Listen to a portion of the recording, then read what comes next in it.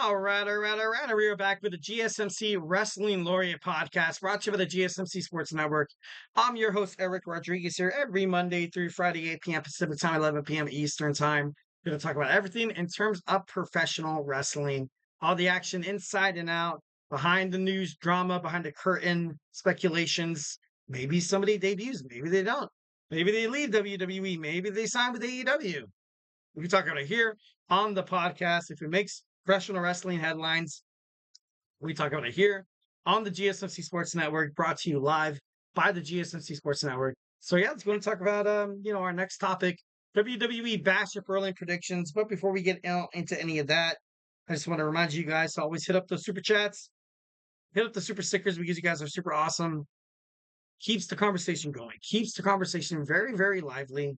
It also makes sure that you can get more content from the GSMC Sports Network. Keeps it, going over and over and over again. So you guys can, get some of the best podcasters I have ever had the honor of working with. Everybody has their show, the GSMC basketball podcast with Nelson. We have the fantasy sports podcast with my boy Chris Shepard. It's heating up. Basically, every single one of these guys I've learned from, watching them, being entertained, smiling. If you want to feel all five feelings of nostalgia, you want to watch these podcasts, go ahead and hit that subscribe button. I give you the Eric Rodriguez guarantee that you will not be disappointed in watching any podcast produced by the GSMC Sports Network because we absolutely love one thing, sports, but we also love another thing, our audience.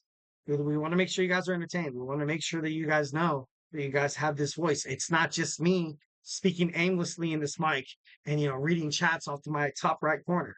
It's not all about that. The podcast is a hell of a lot better when people actually do send chats. I guarantee you that. So this is an amazing podcast, an amazing network that wants to basically fuel our success on, you guys. We want to make sure you guys are heard. We want to make sure you guys are, happy. We want to make sure you guys keep sending chats. Imagine a sports show. Obviously, you don't see this on ESPN. You don't see this on Fox Sports West or Fox Sports whatever with Colin Cowherd show or Skip Bayless or what is it, undisputed, like where people like, you know what, I'm gonna send in a comment. Imagine I would like someone Skip Bayless, Stephen A. Smith, Jason McIntyre, or Colin Cowherd like reading, and you're like, oh my god, okay, my man, this from that, giving me a chat from this, and like it would be amazing. I feel like overall it'd be great. But that's not technically the issue. But here at the GSMC Sports Network, we do love a lot of you guys. 1010%. Make sure you tune into the GSMC Wrestling Laureate podcast every Monday through Friday. We also have a lot of awesome other podcasts that'll help you lose your mind in terms of just sports. Sports is a fanatic. We are fanatics. We go 0 to 100 every single time you see, like if you're a soccer fan, we go 0 to 100 the moment someone scores a goal. As a baseball fan, if someone hits a home run, oh my God, everybody in the stadium is on their feet. And in the NFL, someone scores a touchdown, it's awesome. Also, if you have a pass interference flag, and a lot of people are like, hey, F you, like, but no, I'm just kidding. But overall, make sure you tune into all the GSMC sports podcasts here. And yeah. All right, we recently talked about Shane McMahon, talked about a possible AEW invasion. So now we're going to talk about my WWE Bash at Berlin preview. So let's go and do it. We are live, Germany, Saturday, and we have a couple of matches. Obviously, not a lot of matches that I kind of hoped for, but it's still young. I thought for sure we were gonna get like a tribal combat match between Solo Sikoa and Roman Reigns, but it doesn't look like we're gonna get that, which kind of sucks. We're not gonna see Nia Jax, compete for a title. Once again, Liv Morgan will not defend her title.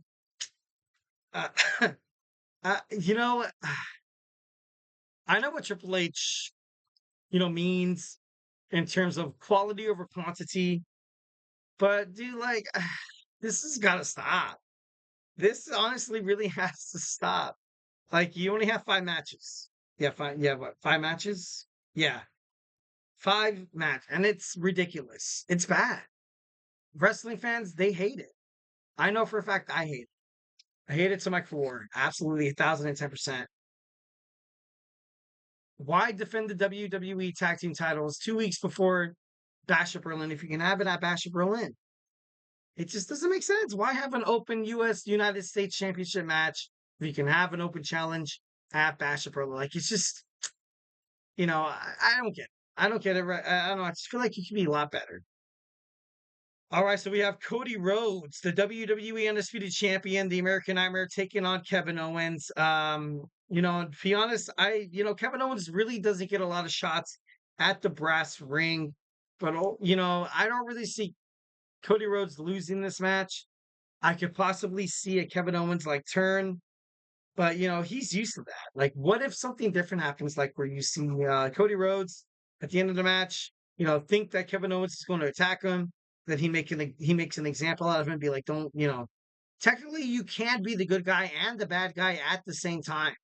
And I feel like that's what wrestling creativity has to kind of swallow a little bit. Be like, what, Cody Rhodes comes on the screen, Monday Night Raw, explaining why he attacked and brutalized and diminished Kevin Owens because he feared for his own life.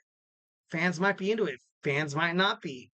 But overall, I think the WWE Undisputed Championship isn't going anywhere. Cody Rhodes will win this match.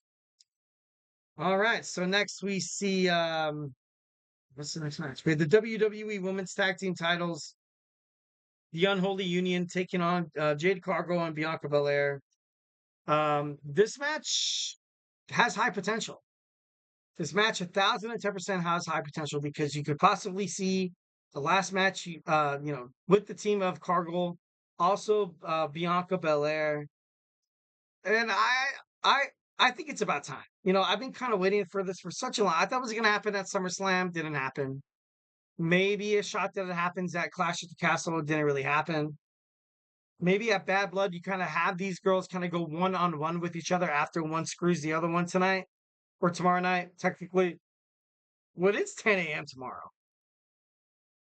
But overall, it's just, I don't know. I want to see something better in Jade, in Bianca. Every single time you see the Unholy Union go out there and win, it's not, they win by cheating, not really gaining fans in that sort of aspect. You're kind of leaving fans very blind. Kind of leaving them very blind because they want to see the reason why they win. They want to see storylines. That is professional wrestling. It's like, oh, the Unholy Union's taking on Bianca Belair and Jade Cargill for the WWE Women's World Tag Team Championships. It doesn't make sense if you don't have like a storyline. And the best storyline that's become a part of this after you've seen the Unholy Union would be, even with the assistance of Blair Davenport, feat Belair and Cargill, it's about time. You have a Bad Blood match between the two in a month, and overall, I think it's going to be sick. Next, we have a strap match between CM Punk taking on Drew McIntyre. Honestly, I'm done with this feud. I was done after the Money in the Bank, but Drew McIntyre cut an awesome promo last Monday night on Raw. And I'm over this whole bracelet thing. Like, dude, like, it's cool that you love your dog and your wife. Everybody loves their freaking dog and their wife, dude. Like, you're like, it's not something special. And he's like, he keeps reiterating saying that CM Punk says that, it means sentimental value. Like, dude, are you really hanging the balance of this bracelet like the prestige of winning the WWE Championship? Obviously, if Seth Rollins never got injured and CM Punk never got injured on the road to WrestleMania, this storyline between Drew McIntyre and CM Punk would never ever have dreamed of happening. I feel like right now you would have Seth and Punk going at it. Not too sure if the bracelet was going to be a main pivotal event for it, but overall, I just I'm over this bracelet thing. I'm done. I just don't think it's that cool to kind of fight over. I get it. And WWE fans on Instagram, TikTok, or Facebook, you see all the posts like, "Oh, what's Drew McIntyre gonna do with the bracelet? Is he gonna break it apart?" Like, what I mean? At this point, like, I don't really care. I kind of hope there was a title kind of hanging hanging in the balance, so to speak. But I don't know. Overall, I think it's kind of taking its toll. Next, we have a mixed tag team match between Damian Priest, Rhea Ripley again against Dominic Mysterio. and Liv Morgan. I think Priest and Rhea will win this comfortably. They're going to win this convincingly, so it's not really much to talk about. And then our main event, we're going to have our WWE World Heavyweight Championship. Gunther taking on Randy Orton. Once again, WWE, kind of showing why they always kind of pander to the person that, you have your own, you kind of have your own field advantage there. And, there's no doubt in my mind that you're going to see, Gunther retain his championship. All right, guys. So, hey, do not go anywhere. We're going to jump on into our fifth and final segment. Going to give you guys some awesome wrestling headlines that I'm going to check from Ringside News, Cage Side Seats. Also, inside, no, not inside. Ringside, no. But we're just going to talk about all the wrestling headlines coming back. So, hey, do not go anywhere.